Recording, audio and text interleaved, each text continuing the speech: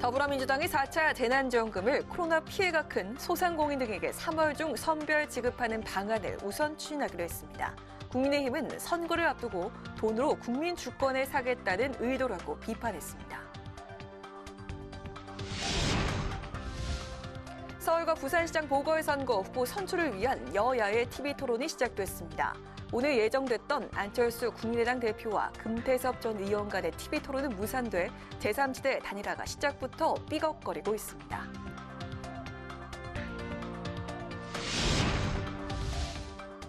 여야가 설 민심을 두고 서로 다른 해석을 내놨습니다. 민주당은 설 연휴 확인된 민심은 민생과 경제 회복이라고 강조했고, 국민의힘은 성남 민심이 폭발 직전이라며 정부 여당을 심판해달라고 호소했습니다.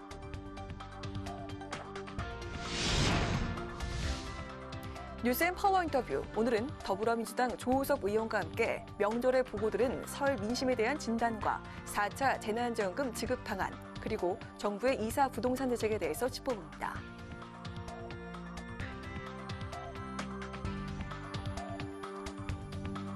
여러분 안녕하십니까? 2월 15일 의정 종합뉴스 뉴스엔 시작하겠습니다. 4차 재난지원금을 놓고 보편 지급이냐 선별이냐 혼선을 빚었던 더불어민주당이 선별 지급으로 확정했습니다. 다음 달부터 지급에 들어가도록 속도감 있게 추진한다는 방침인데 국민의힘은 강하게 반대했습니다.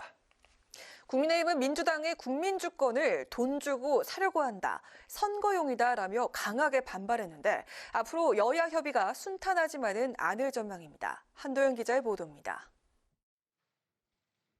더불어민주당이 4차 재난지원금 지급 계획을 구체화했습니다. 피해 업종 맞춤형으로 우선 지원하고 보편 지급은 코로나 진정 후에 검토하겠다며 선별 지급을 강조해온 기획재정부 입장을 받아들였습니다. 시기에 대해서는 이달 안에 정부로부터 추경안을 제출받아 다음 달 임시국회에서 처리해 지급을 시작한다는 방침입니다. 3차 대유행으로 피해를 보고 있는 자영업, 소상공인들께 맞춤형 재난지원금을 신속히 지원하도록 하겠습니다.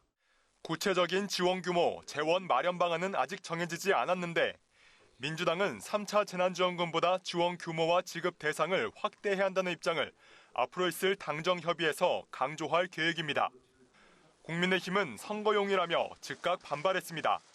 주호영 원내대표는 여당이 오는 4월 보궐선거를 바라보고 국민 주권을 돈으로 사려 한다고 비판했습니다. 또 재난지원금 지급에 앞서 손실보상법 제정으로 국민들의 손해가 어느 정도인지 정확히 책정부터 해야 한다고 주장했습니다. 김태년 대표는 선거라는 시기가 중요하지 않다고 했는데 아마 선거 직전에 하려고 그런 이야기를 하고 있는 것 같습니다. 앞서 김종인 비대위원장은 추경이 아닌 예산 조정으로 재원을 마련해야 한다고 강조했는데 주 원내대표는 재원 조달 방안을 밝히라며 추경 반대 입장도 재차 확인했습니다. 4차 재난지원금은 선별 지급으로 여야 모두 공감대를 형성한 상태입니다. 다만 보궐선거를 앞두고 지급하는 데 대한 야당의 반대가 큰 만큼 지급 시기를 놓고 여야의 치열한 공방이 불가피해 보입니다. 국회방송 한도영입니다. 여야는 오늘 TV토론을 시작으로 서울과 부산시장 보궐선거 경선 레이스를 본격화했습니다. 안철수, 금태섭 후보의 첫 TV토론은 토론의 형식을 놓고 이견을 좁히지 못하면서 무산됐는데 국민의힘 김종인 비대위원장은 혼자 살겠다고 고집하면 모두가 죽는 상황이라고 비판했습니다. 김동길 기자의 보도입니다. 여야의 서울 부산시장 후보 선출을 위한 TV토론회가 오늘부터 시작됐습니다. 민주당 박영선 우상호 후보는 오늘 밤 MBC 100분 토론에서 정책 대결을 펼칩니다. 박 후보는 21분 컴팩트 도시 구상과 구체적인 실천 방안 제시에 중점을 두고 우 후보는 민주당의 정통성을 강조하면서 공공임대주택을 바탕으로 한 친서민 정책으로 차별화를 강조할 예정입니다. 민주당은 TV토론을 통해 유권자의 이목을 집중시키고 경선 흥행을 이끌어내겠다는 방침입니다.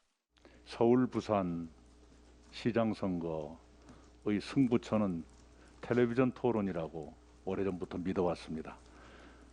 비대면 시대이기 때문이기도 하고 시민들의 의식 수준이 매우 높으시기 때문에 국민의힘은 오늘 부산시장 후보 토론회를 시작으로 내일은 서울시장 후보들의 TV 토론회를 진행합니다. 국민의힘은 미국 대통령 후보 TV 토론 방식인 1대1 토론과 합동 토론회 등 총 4차례 토론회를 진행합니다. 토론회가 끝난 후에는 당원 1000명으로 구성된 시민평가단이 점수를 매겨 토론회 승자를 발표한다는 계획입니다. 야권 3지대 단일화를 추진하고 있는 안철수 금태섭 후보의 첫 TV 토론은 양측이 신경전을 벌이다 무산됐습니다. 안 대표는 형식을 갖춘 토론을, 금 후보는 자유 토론을 주장하면서 양측이 이견을 좁히지 못한 겁니다. 이를 놓고 김종인 비상대책위원장은 후보 한 명이 혼자 살겠다고 고집하면 모두 죽는 공멸의 상황이라며 특정 후보를 지칭하지는 않았지만 사실상 안 대표를 비판했습니다. 정치인이 소위 국민이 물어보는 사안에 대해서 자유자재로 답변할 수 있는 그런 역량을 가져야만이 정치인으로서의 자세가 아닌가 이렇게 생각을 하는데 3지대 단일화가 시작부터 삐걱거리는 가운데 3월 초로 예정된 국민의힘과의 야권 후보 최종 단일화가 순조롭게 진행될 수 있을지 주목됩니다. 국회방송 김동길입니다. 여야가 설 민심을 두고 서로 다른 해석을 내놓았습니다. 더불어민주당은 코로나 방역 성과에 대한 긍정적 평가가 있었다며 민생 회복을 위해 노력하겠다고 다짐한 반면 국민의힘은 성난 민심이 폭발하기 직전이라며 정부 여당을 비판했습니다. 보도에 임채원 기자입니다. 더불어민주당은 설 연휴 확인된 민심은 하루빨리 코로나19에서 벗어나 일상으로 돌아가는 것이라고 밝혔습니다. 또 설 연휴에 만난 시민들은 정부의 코로나 방역과 재난지원금 지급을 긍정적으로 평가하면서 정부 여당의 역량 발휘를 주문했다고 주장했습니다. 그런 만큼 문재인 정부와 함께 코로나19 극복과 민생경제 회복을 위해 최선을 다하겠다고 거듭 강조했습니다. 더불어민주당과 문재인 정부가 있어서 든든하고 안심이 된다는 신뢰가 지속할 수 있도록 방역, 민생, 경제 회복에 최선을 다하겠다는 말씀을 드립니다. 민주당은 오는 26일부터 시작되는 정부의 백신 접종 계획이 차질 없이 진행될 수 있도록 만전을 기하겠다고 밝혔습니다. 지난달 취업자 수가 작년 대비 98만 2천 명이나 줄어든 데 대해선 정부의 공공부문 일자리 창출 등 가능한 모든 정책 수단을 동원하겠다는 계획입니다. 국민의힘은 이번 설 연휴 기간 동안 만난 국민들의 문재인 정권에 대한 절망과 분노가 상상 이상이었다고 전했습니다. 부동산, 일자리 정책 실패와 과도한 방역 대책으로 문재인 정권과 관계를 끊겠다거나 심지어 체념과 자포자기에 빠진 국민들도 있다는 주장입니다. 그러면서 이번 4월 재보궐선거에서 정부 여당을 심판해달라고 호소했습니다. 국민 주권 행사를 통해서 이번 4월 7일부터 민심의 무서움, 국민의 힘을 보여주시기를 바랍니다. 절대 체념과 자포자기를 하셔서는 안 됩니다. 설 연휴에도 1인 시위를 이어나간 국민의힘은 김명수 대법원장의 퇴진을 거듭 촉구했습니다. 국민의힘은 김 대법원장이 거짓 해명에 이어 최근 법원장과 법관 인사에서 코드 인사를 감행했다고 비판했습니다. 국회방송 임천입니다.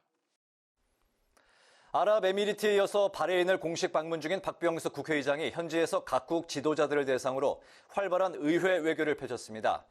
순방국들의 핵심 기관시설 구축에 한국이 참여할 수 있도록 해줄 것을 요청했고 코로나19 방역을 공유할 것도 논의했습니다. 장정현 기자가 보도합니다. 대한민국 국회의장으로서는 처음으로 바레인을 공식 방문 중인 박병석 국회의장. 하마드 빈 이사 알 칼리파 국왕과 당초 예정된 면담 시간을 훌쩍 넘겨가며 회담을 펼쳤습니다. 하마드 국왕 그리고 의회의 영도 아래 이 개방성과 포용성을 유지하면서도 경제, 사회, 문화 각 방면에서 큰 발전을 하게 된 것을 높이 평가드립니다. 회담 주요 의제 중 하나는 바레인의 경제비전 2030 프로젝트였습니다. 박 의장은 바레인과 사우디를 잇는 연륙교 건설 등 바레인 주요 인프라 프로젝트에 한국 기업의 참여를 요청했고 하마드 국왕도 구체적인 후속 논의를 제안했습니다. 바레인 상 하원 의장과의 회담에서도 박 의장은 에너지, 방산, 디지털 뉴딜 분야의 두 나라 간 협력 확대를 요청하고 K-방역의 성과도 설명했습니다. 앞서 방문한 아랍에미리트에서는 차기 대통령 계승자인 모하메드 빈 자이드 알 나흐안 왕세자를 만나 원전과 수소, 농업 분야 협력 방안을 논의했습니다. 또 사끄르 고바시 사이드 알마리 아랍에미리트 연방평의회 의장에게는 2030 부산 엑스포에 대한 지지를 당부하는 한편 UAE가 계획 중인 산업 프로젝트에 한국이 참여하고 싶다는 의사를 강조했습니다. 새로운 산업, 아부다비 2030 그리고 2050 UAE 에너지 계획과 한국의 뉴딜 정책은 상통하는 바가 많습니다. 박 의장은 설 당일 파병 10주년을 맞은 UAE 아크 부대를 찾아 국군 장병들을 격려했습니다. 여러분과 여러분들의 선배들이 쌓으신 8개월간의 노력과 땀의 결실이 양국 관계의 형제를 더욱 두텁게 하고 대한민국의 의상을 드높였습니다. 자랑스럽고 감사합니다. 또 코로나19로 어려움이 큰 현지 동포와 기업인들을 초청해 격려하고 민간 외교관으로서 역할을 충실히 해줄 것을 당부했습니다. 박 의장은 현지 시간으로 내일 두 나라 순방 일정을 모두 마치고 귀국길에 오릅니다. 국회방송 장정은입니다. 대구 경북 지역 의원들이 가덕도 신공항 건설 특별법에 반발하며 대구 경북 통합 신공항 특별법으로 맞대응에 나섰습니다. 대구 경북 통합 신공항도 가덕도처럼 특별법을 제정해서 국가의 지원이 이루어져야 한다는 건데요. 관련 공청회에서는 찬반 양론이 팽팽했습니다. 이 소식은 김희연 기자가 보도합니다. 대구 경북 지역 의원들이 대구 경북 통합 신공항 특별법을 발의하면서 공청회가 열렸습니다.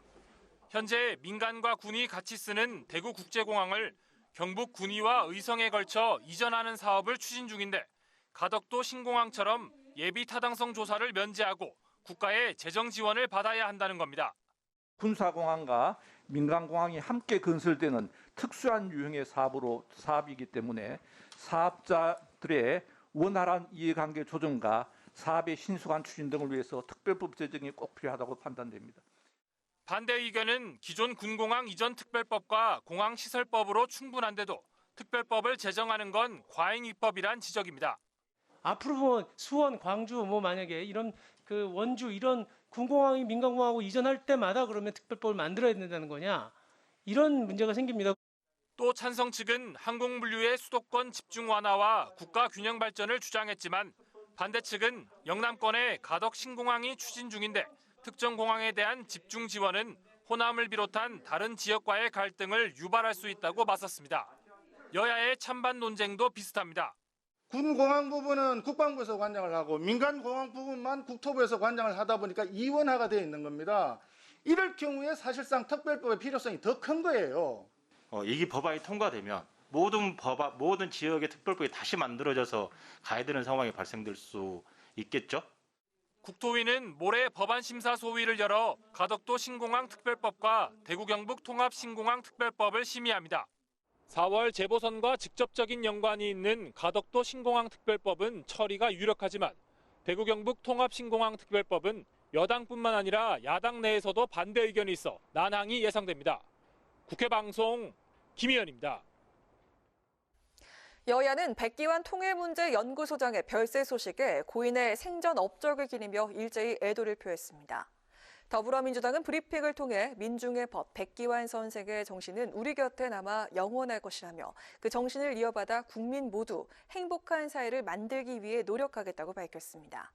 국민의힘은 지금 우리가 누리고 있는 평등한 세상은 고인의 덕분이라고 해도 과언이 아닐 것이라며 국민이 주인이 된 세상을 열망했던 고인의 뜻을 가슴 깊이 되새기겠다고 논평했습니다. 백기환 소장은 1950년대부터 민주화 운동과 통일 노동 운동에 힘써왔으며 지난해 1월부터 폐렴 증상으로 투병 생활을 해오다 오늘 새벽 향년 89세의 나이로 세상을 떠났습니다. 배달의 민족 어플 운영사인 우아한 형제들과 자영업자들로 이뤄진 전국 가맹점주 협의회가 더불어민주당 을지로위원회 중재로 상생협약을 체결했습니다. 배달의 민족과 자영업자들은 이번 협약에 따라 상생협의회를 구성해 단골 손님 관리 시스템을 마련하고 광고 노출 기준 조정과 악성 후기 피해 방지 등에 협력하기로 했습니다. 특히 가맹점주의 70% 이상이 동의할 때 프로모션을 할 수 있도록 하고 프로모션 진행 시 우아한 형제들과 가맹본부, 가맹점주 간의 비용 분담률을 가맹점에게 공개하기로 합의했습니다. 더불어민주당이 이명박 정부 당시 국정원의 대규모 불법 사찰 의혹에 대해서 반드시 진상을 밝혀야 한다고 강조했습니다. 이낙연 대표는 오늘 최고위원 회의에서 이명박 정부 시절인 2009년 18대 국회의원 전원과 법조인, 언론인 등 1000여 명의 동향을 파악한 자료가 있다는 사실이 드러났다고 밝혔습니다. 또 당시 청와대 민정수석실이 검찰과 국세청, 경찰들로부터 정치인 관련 신원정보 등을 파악해 국정원이 관리하도록 요청한 사실도 드러나고 있다며 결코 덮을 수 없는 중대한 범죄라고 주장을 했습니다. 국민의힘이 오늘 김명수 대법원장을 직권남용죄와 허위 공문서 작성죄 등의 혐의로 검찰에 고발했습니다. 국민의힘은 김 대법원장이 임성근 부장판사의 사직서를 반려하고 이로 인해 국회 탄핵소추 대상이 되게 한 것은 직권남용 권리행사죄에 해당한다고 설명했습니다.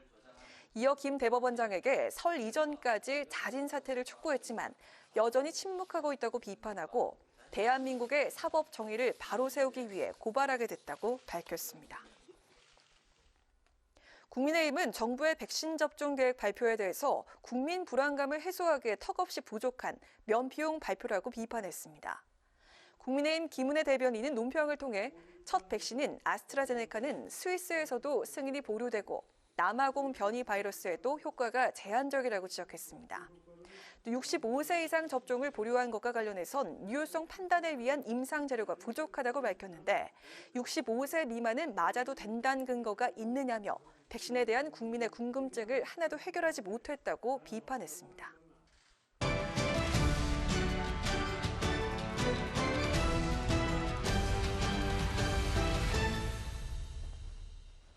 네, 오늘 이슈 분석 박지영 기자와 함께합니다. 박 기자 어서 오십시오. 네, 오늘부터 이 사회적 거리두기 단계가 이제 완화가 됐는데 어떤 부분들이 어떻게 바뀌게 되는 건가요? 네, 수도권은 일단 2.5단계에서 2단계로, 그다음에 비수도권은 2단계에서 1.5단계로 하향 조정됩니다.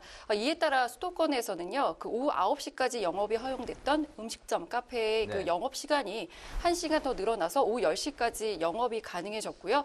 또 50명 미만의 인원만 허용됐던 그 예식장과 그 장례식장도 100명 미만으로 완화가 됩니다. 다만 그 목욕탕과 사우나 시설의 경우엔 집단 감염이 계속 발생하는 점을 고려를 해서 그 운영 금지 조치가 계속 유지가 되고요. 비수도권 지역에서는 음식점, 카페와 같은 다중이용시설의 영업시간 제한 조치가 풀려서 오후 10시 이후에도 이용이 가능해지게 됩니다. 네, 그렇군요. 이번 설에도 5인 이상 사적 모임 금지 조치가 이제 시행이 돼서 고향 방문을 이제 못하신 분들이 많이 있었는데 이 부분도 바뀌는 부분이 있다고요? 네, 일단 5인 이상 그 사적 모임 금지 조치는 그대로 유지가 됩니다. 다만 오늘부터 그 직계 가족의 경우엔 그 동거 가족이 아니더라도 이제 5인 이상 모임이 가능해지는데요. 이번 설에도 그 국민들이 불편해했던 게 그 연로하신 부모님을 찾아뵙지 못하는 점이었는데 그래서 정부가 이제 예외 조항을 둔 겁니다. 그러니까 이제 부모님과 함께 형제 자매가 5명이 이제 넘어도 만날 수 있다는 건데요. 좀 여기서 주의하셔야 할 게 부모님 없이 형제 자매가 자매는 5명 이상 만날 수 없습니다. 이 형제 자매는 직계 존속이 아니기 때문인데요. 이 같은 이제 방침을 두고 부모님이 돌아가신 형제 자매는 만나지 말라는 거냐 이런 논란도 일고 있습니다. 5인 이상 직계 가족이 모이더라도 이 부모님이 같이 계셔야 만날 수 있는 거군요. 네, 반드시 부모님이 있어야 직계 존속이 됩니다. 네, 그 설 연휴를 앞두고 이제 부모님을 만나 뵙지 못한 그런 이제 비난의 목소리들이 있어서 이번에 이제 반영이 된 것 같네요. 사회적 거리두기 완화 조치에 대해서 여야의 이제 반응이 역시나 엇갈린 것 같습니다. 네, 그렇습니다. 이제 집권 여당인 민주당은 그 정부가 방역과 경제 이 두 마리의 토끼를 잡기 위해 고심 끝에 내린 최선의 판단이다. 또 일상의 회복으로 가는 길에 마지막 반환점으로 삼아야 한다고 강조를 했습니다. 그러면서 국민들께 송구스럽다고도 했는데요. 소상공인과 자영업자의 고통을 해소하기엔 그 충분하지 못한 조치라는 건데 신속하게 그 영업 손실 피해 보상이 이루어질 수 있도록 최선을 다하겠다고 강조를 했습니다. 네, 영업 손실 피해 보상 이게 이제 또 핵심인 것 같은데요.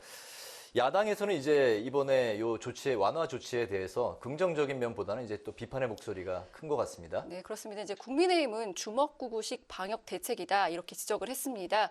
무엇을 근거로 또 어떠한 과학적 데이터로 이러한 결정을 했는지 밝히지 않았고 알 수도 없다는 겁니다.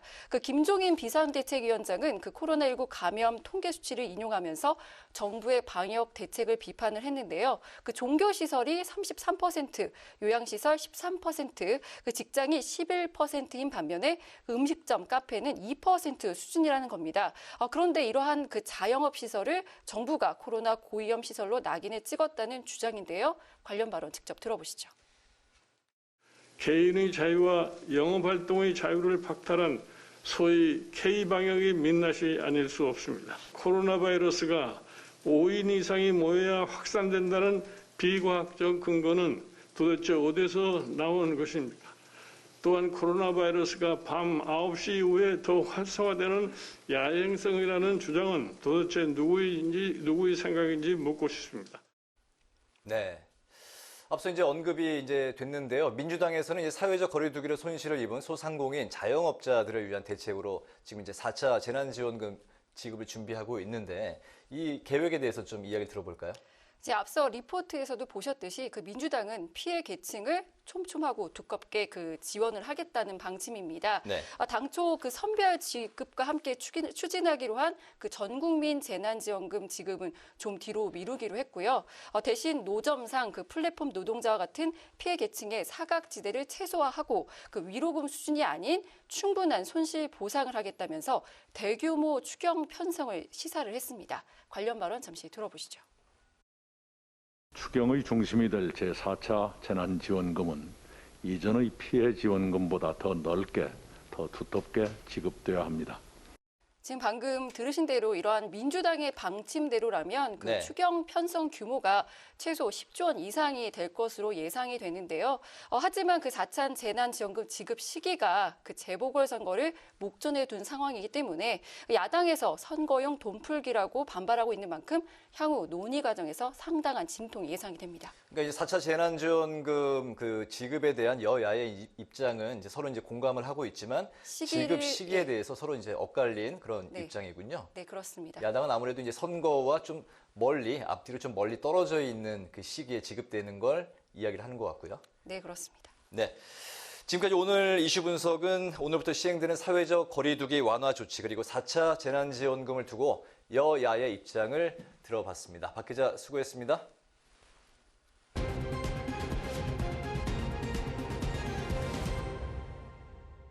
강하락의 정치톡 시간입니다. 2월 15일 시선을 집중시킨 정치 뉴스는 무엇이었는지 지금부터 만나보시죠. 네, 오늘의 첫 번째 정치톡입니다. 바로 출근 날 투표 어디가 유리입니다. 4.7 보궐선거가 2달도 채 남지 않은 가운데 승부를 가를 각종 변수에 관심이 쏠리고 있습니다. 그중 하나가 바로 선거날이 바로 빨간 날, 즉 법정 휴일이 아니라는 점인데요. 유권자 대부분이 정상 출근을 하게 된 이 상황, 여야 중에 어느 쪽에게 더 유리할까요? 네, 먼저 지난 2011년 서울시장 보선 투표율부터 살펴보겠습니다. 오세훈 전 서울시장의 중도 사태로 치러진 선거였는데요. 투표율은 48.6%로 66.2%를 기록한 2020년 총선이나 60.2%를 기록한 2018년 지방선거보다 크게 낮은 투표율을 기록했습니다. 정치권에서는 투표율이 높으면 진보가, 낮으면 보수가 유리하다는 속설이 있습니다. 상대적으로 진보 지지 성향이 강한 20에서 40대가 직장에 묶여서 투표장으로 가지 못할 가능성이 크기 때문인데요. 이를 감안하면 이번 선거도 야권 승리로 기울어 있다는 해석이 가능하지만 한편에선 이번 선거만큼은 단순하게 흐르진 않을 것이라는 전망이 나오고 있습니다. 바로 서울시장 보궐선거 때 투표하겠다는 서울 시민이 85%에 달하는 것으로 나타났기 때문인데요. 한국리서치가 여론조사를 실시한 결과 반드시 투표하겠다는 답변은요, 72.8%, 아마 투표를 할 것이라는 응답은 11.8%로 나타났습니다.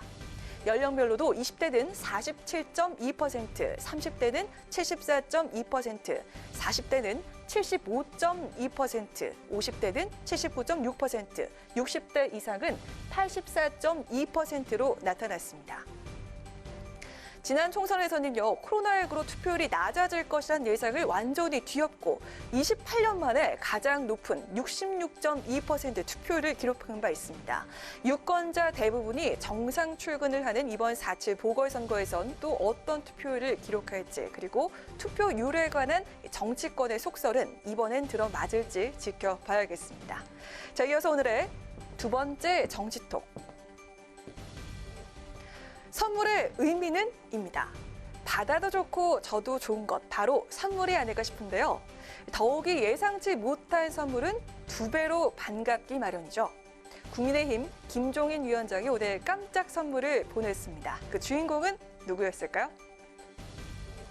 김 위원장이 4월 서울 부산시장 보궐선거에 나선 당내 주자들에게 응원의 선물을 보냈습니다. 내용은 바로 홍삼이었는데요.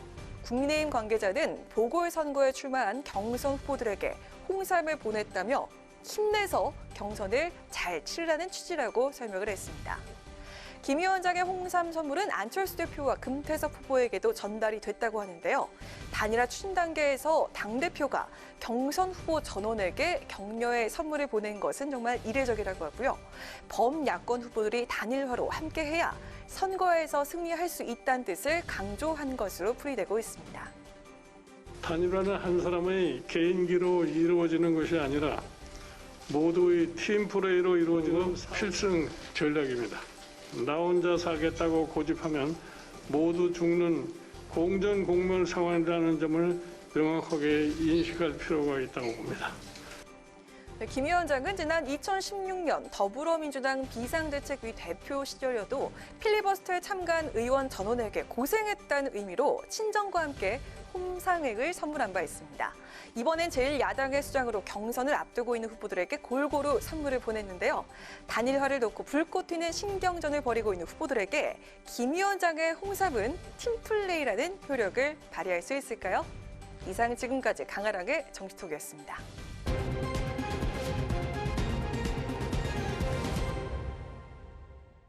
네, 설 명절을 보낸 정치권, 예년처럼 올해 민심의 해석도 서로 제각각 동상이몽이었습니다.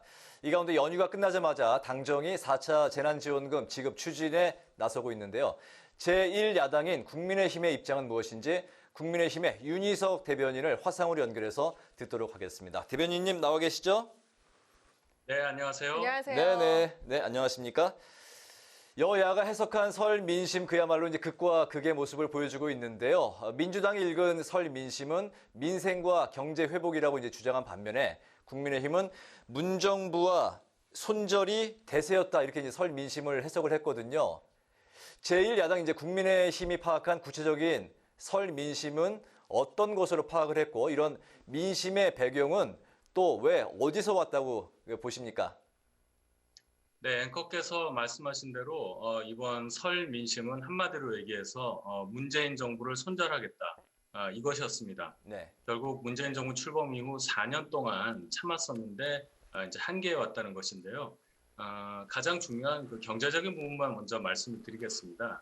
이 정부가 기본적으로 포용적 성장을 강조했고 또 일자리 정부를 자처했으면서 또 부동산 정책에 자신 있다 이렇게 얘기를 했음에도 불구하고 경제 상황 전반은 우리가 아시다시피 상당히 나쁩니다. 또 거기에 1년 넘게 코로나19 사태가 지속되는 과정에서 우왕좌왕하고 너무나 융통성 없이 답답한 그런 방역 대책이 시행되면서 M1 자영업자, 소상공인 이런 분들께서 훨씬 어려움을 더 겪게 되는 이런 상황이 민심 위반을 촉발했다 이렇게 볼 수 있는데요.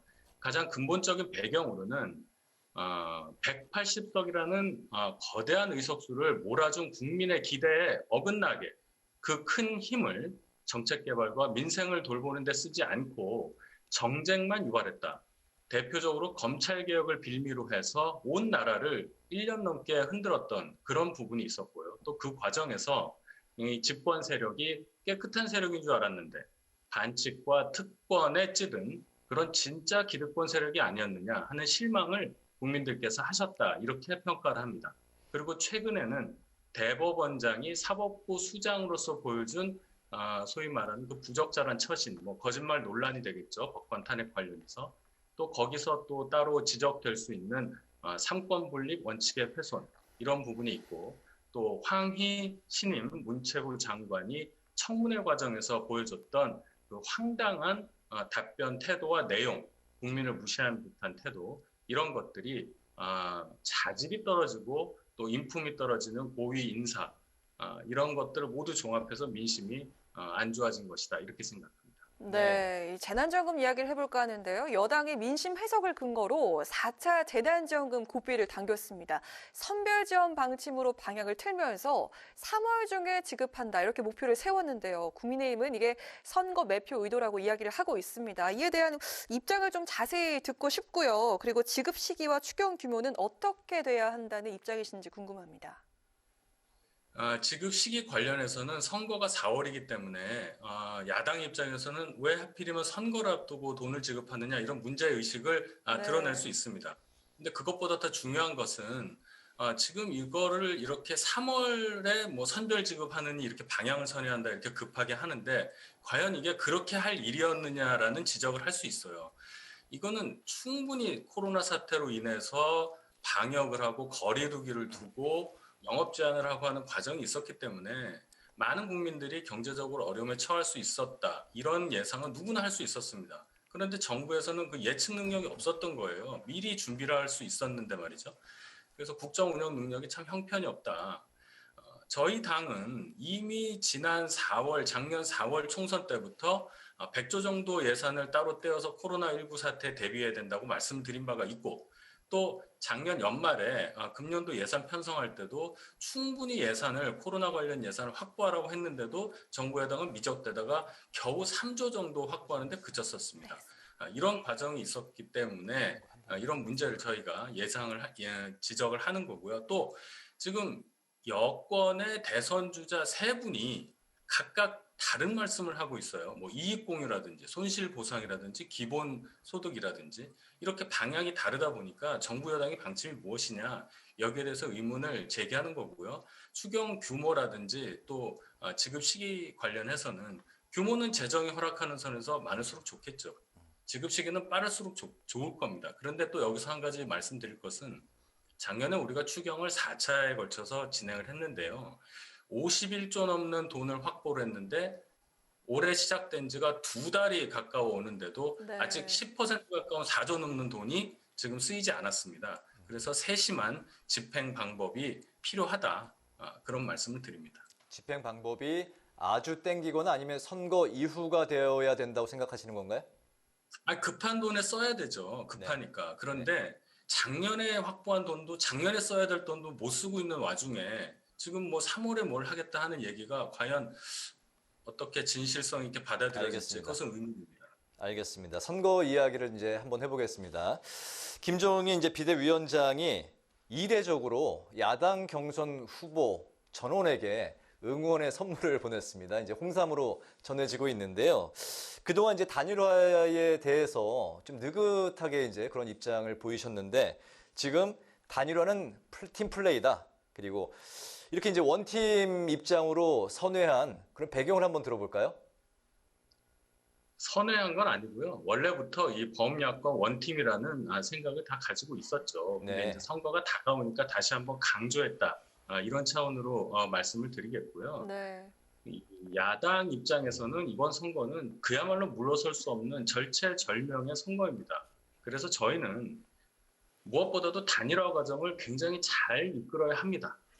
단일화 과정에서 경선이 가열되면서 소위 말하는 비방이 있을 수 있고요. 따라서 저희 자체의 전력이 누수가 될 가능성이 크기 때문에 그것을 잘 관리해야 될 필요가 있고 또 흥행이라는 문제가 또 하나 있죠. 저희가 국민적 관심을 받을 수 있도록 경선을 잘 관리해서 국민적 지지를 한 곳에 모을 수 있는 그래서 결국 승리할 수 있는 그런 차원에서 강조했다. 그런 말씀을 강조했다. 이렇게 말씀드리겠습니다.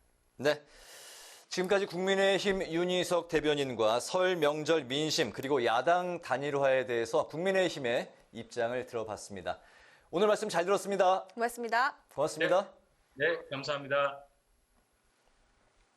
네, 지금까지 국민의힘 윤희석 대변인이었습니다.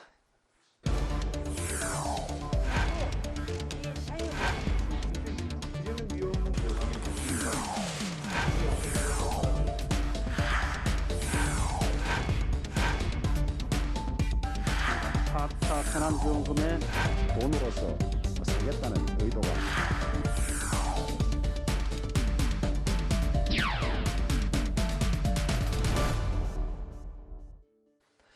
네, 이번 시간은 뉴스앤파워 인터뷰 코너입니다. 설 명절 민생 현장을 찾았던 여야 서로 엇갈린 민심을 해석하고 있는데요. 민주당은 4차 재난지원금 속도전에 나섰고 청와대와 정부는 2사 부동산 대책을 내놓은 이후에 여론의 추이를 지켜보고 있습니다. 관련해서 오늘은 더불어민주당 정책위원회 상임부위원장이자 국회 국토위원이신 조호섭 의원과 함께 관련 이야기를 나눠보도록 하겠습니다. 의원님 안녕하십니까? 네, 안녕하십니까? 네. 조호섭입니다. 이번 설 명절 어떻게 보내셨나요? 설 명절 다른 때하고 좀 많이 다른 풍경이었지 않습니까? 네. 서울에 딸애가 거주하고 있는데 대학교 4학년인데 내려오지 못하고 영상으로 세배를 보내왔습니다. 네. 그리고 세뱃돈을 이렇게 주셨나요? 계좌로 보내달라고 계좌로. 그렇게 해서 설 명절 보냈고요. 그러셨군요. 예. 조 의원님 그 지역구가 광주 북구 갑인데 광주 민심과 또 분위기도 살펴보셨겠죠? 네, 제가 설 전 2주 전에 저희 지역 사무실에서 매주 토요일마다 지역민들과 함께 소통회의 날을 갖고 있는데 확진자가 다녀가신 바람에 설 전에 2주간 격리를 집에서 했습니다.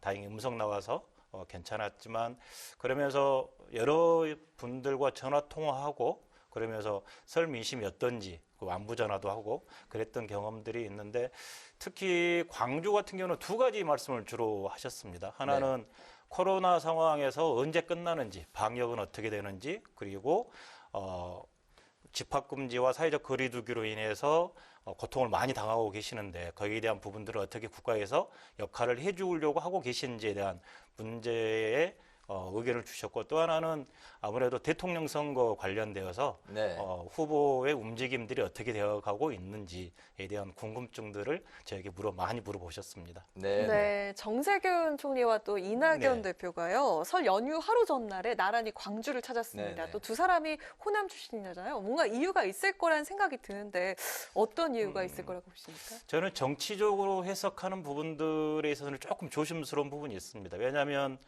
정세균 총리 같은 경우는 현재 국무총리를 맡고 있고 거기에 현재 코로나 방역의 대책본부장을 맡고 계시지 않습니까? 그렇기 때문에 거기에 관련된 특히나 요즘에 광주 같은 경우 코로나 발생률이 굉장히 높아졌습니다. 그래서 거기에 관련되어서 광주를 방문해서 총리로서 역할을 했다라고 저는 생각을 하고 있고요.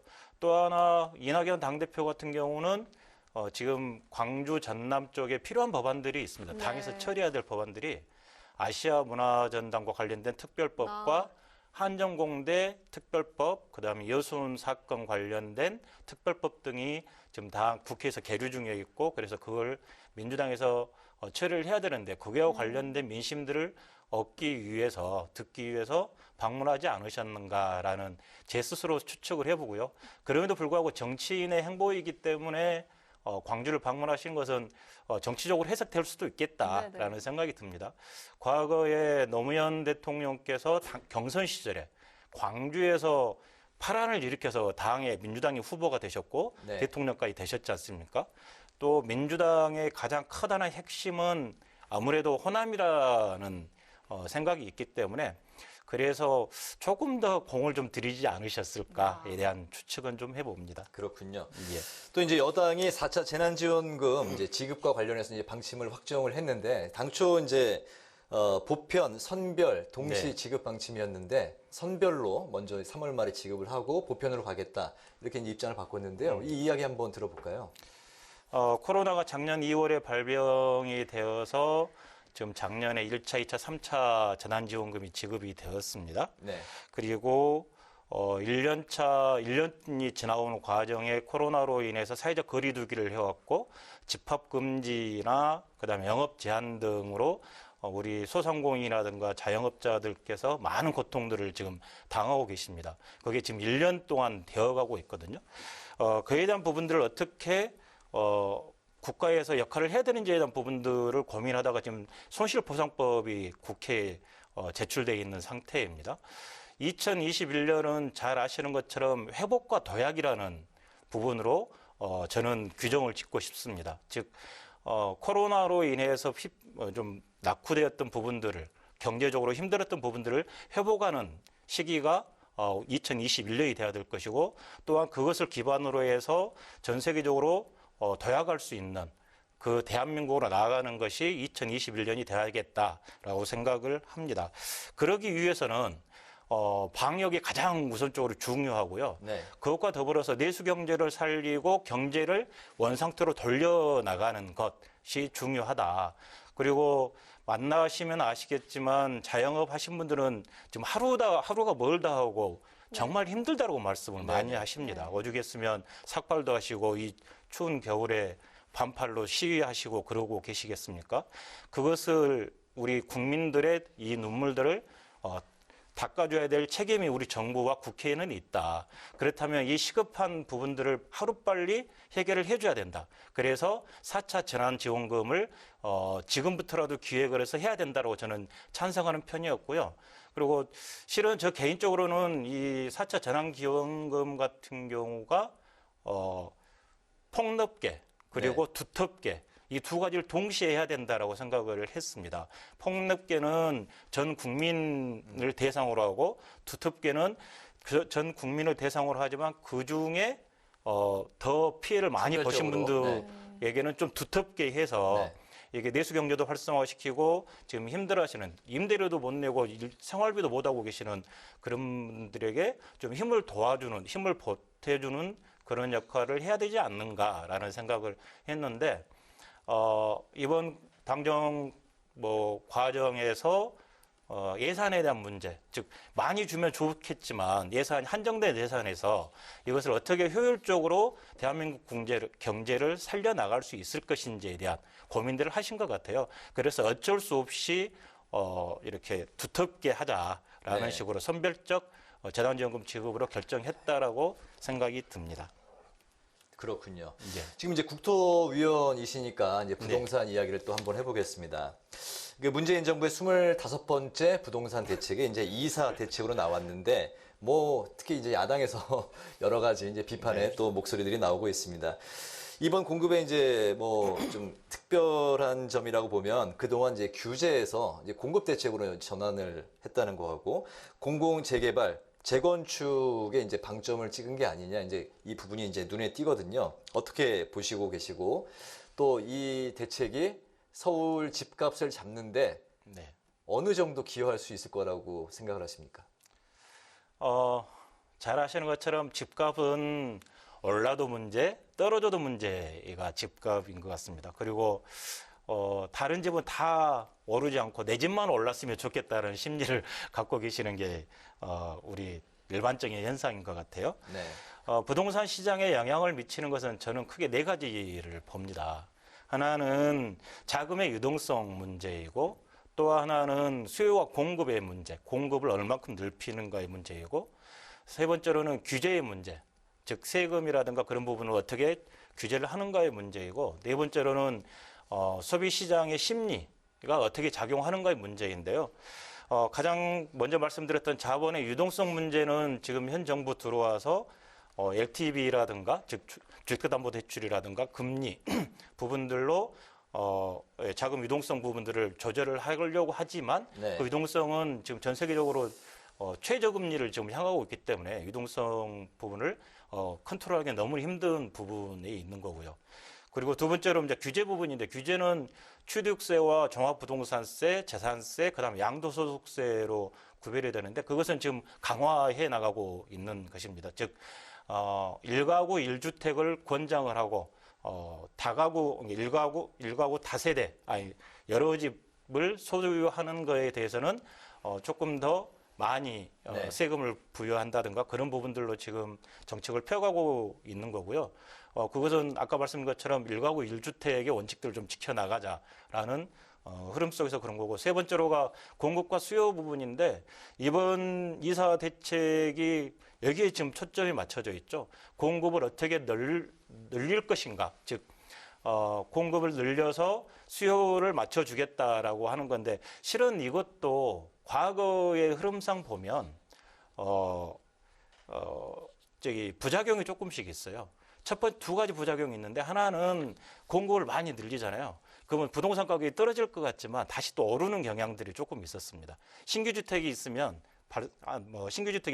그 주변의 부동산 가격은 같이 오르는 그런 부분들이 조금 있었고, 두 번째로는 신규 주택이 공급이 되었을 때 네. 무주택자가 구입하는 비율이 20% 정도밖에 되지 않습니다. 네, 네. 그래서 그에 대한 부분들이 있음에도 불구하고 공급을 최대한 늘려서 부동산 가격을 잡겠다라는 부분이고, 국민들의 불안 심리 같은 경우는 뭐 여타의 정책 일관성이라든가 언론의 부분들의 언론의 영향을 많이 받는데, 거기에서 어떻게 하면 좀 불안 심리를 없애고 시장의 시그널을 우리 공급을 많이 할 거다. 네, 그러니까 네. 부동산 정책에 대해 부동산 문제에 대해서 너무 이게 과열되지 않았으면 좋겠다는 시그널을 주는 것 같습니다. 특히 이사 대책의 경우 보면 다 아시는 것처럼 고밀도 개발이라든가 공공개발, 뭐 신속하게 공급을 하겠다라는 부분들로 지금 알겠습니다. 중심이 네. 되어져 네, 있습니다. 네, 정말로 정부가 발표한 주택 공급 물량을 보면 정말 예상을 네. 뛰어넘는 수치입니다. 근데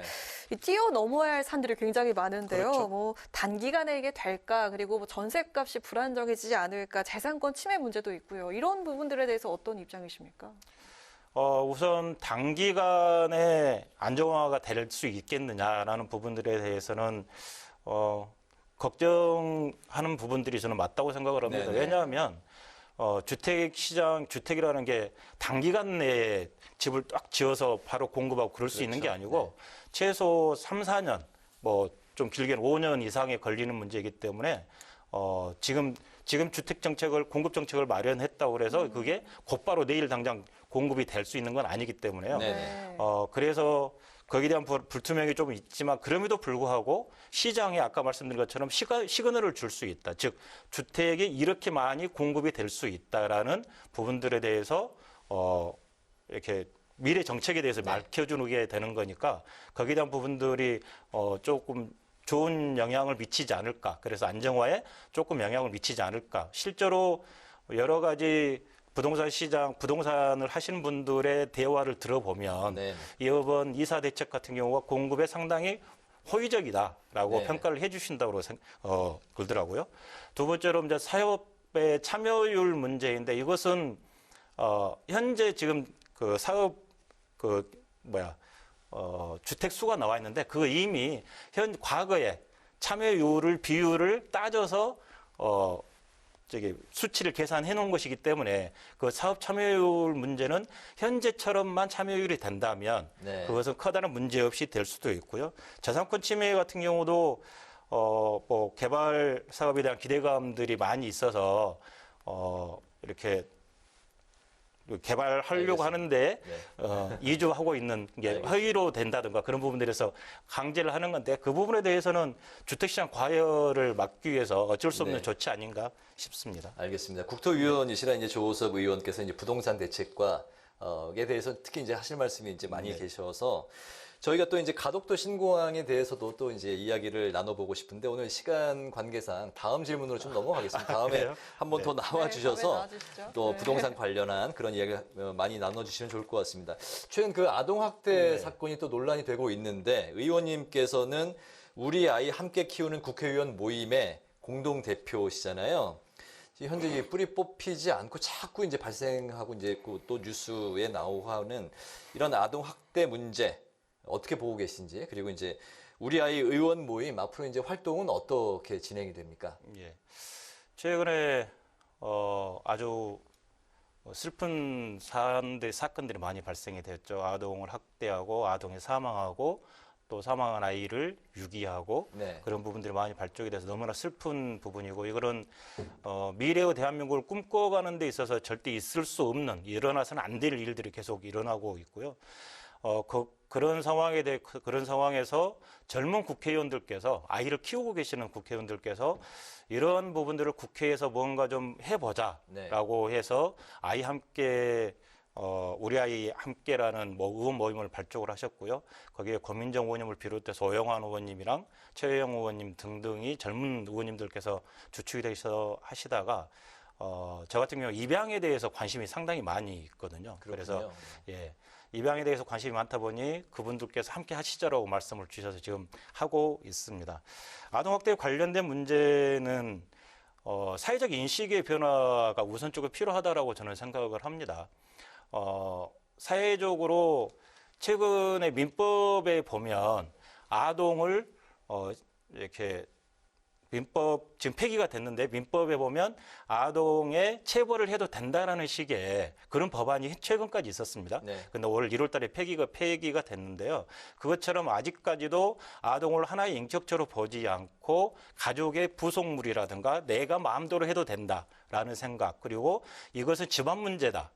왜 남의 집안 문제에 관여를 하느냐에 대한 생각들을 많이 갖고 계신 것 같아요. 즉 가부장적 생각들을 지금도 많이 갖고 계시는데 그에 대한 부분들을 우선적으로 좀 변화시킬 필요가 있다라고 보고 있는 거고, 지금 우리 아이 함께 모임에서는 여러 가지 지금 토론회라든가 간담회를 개최하면서 현재 발생되고 있는 아동 학대와 아동 유기에 관련된 문제의 근본적 해결 문제점이 뭐가 있는지, 그러면 대안은 무엇인지, 그리고 이걸 해결할 수 있는 뭐 법률적 제도적 장치를 어떻게 만들 것인지, 그리고 행정에서의 처리는 어떻게 해야 되는 것인지에 대한 문제를 연구하고 대안을 세우고 법안을 발의하고 있는 학대에 상태입니다. 대한 사회적인 인식과 그리고 이제 현행법의 이제 손볼 그런 제도적인 개선에 주력하고 있다는 말씀으로 해석을 하겠습니다. 네, 마지막으로 이번 의정 활동 앞으로의 계획과 네. 포부 한 말씀 간단하게 듣고 마무리하겠습니다. 2021년도는 잘 아신 것처럼 방민경이라고 그럽니다. 방역과 민생과 경제에 대해서 가장 핵심적으로 신경 써야 될 해가 2021년이고 그걸 밑바탕으로 해서 회복과 도약의 대한민국으로 나아가는 길이어야 된다라고 생각을 하고 있고요. 거기에 가장 먼저 우선적으로 힘을 쓰고 싶다는 생각이 있고, 두 번째로는 제가 국가균형발전위원회에서 근무를 했었거든요. 네. 그래서 현재 국토교통위원회에 소속되어 있기도 하지만, 그래서 국가균형발전 관련되어서 어떻게 하면 지역이 강한 대한민국을 만들 것인지에 대한 부분들을 좀 고민을 좀 하고 싶고, 세 번째로는 남과 북의 평화가 저는 밥이다라고 생각을 합니다. 남과 북의 평화가 오면 경제가 살아날 수 있다. 세계 최강국이 될 수도 있다고 생각하기 때문에 남과 북의 평화에 관련되어서 고민을 많이 하고 있습니다. 네, 방민경. 네, 방역, 민생, 경제에 주력하겠다. 네, 잘 들었습니다. 네, 오늘 뉴스엔 파워 인터뷰는 설 민심 4차 재난지원금 부동산 대책을 중심으로 지금까지 더불어민주당 조호섭 의원과 함께했습니다. 의원님 오늘 말씀 잘 들었습니다. 고맙습니다. 네, 감사합니다.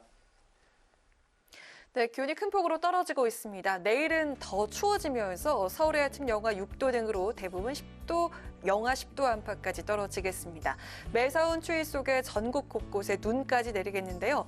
예상되는 눈의 양은 경기 남부와 충청의 최고 7cm, 그 밖의 지역의 최고 3cm 정도가 될 것으로 예상됩니다. 네, 올 겨울 유난히 눈 소식이 이제 많이 있는데요. 한파에 전국 대부분 지역에 많은 눈이 예상되고 있는 상황입니다. 단단히 대비하시기 바랍니다. 오늘 뉴스에는 여기까지입니다. 시청해주신 여러분 고맙습니다.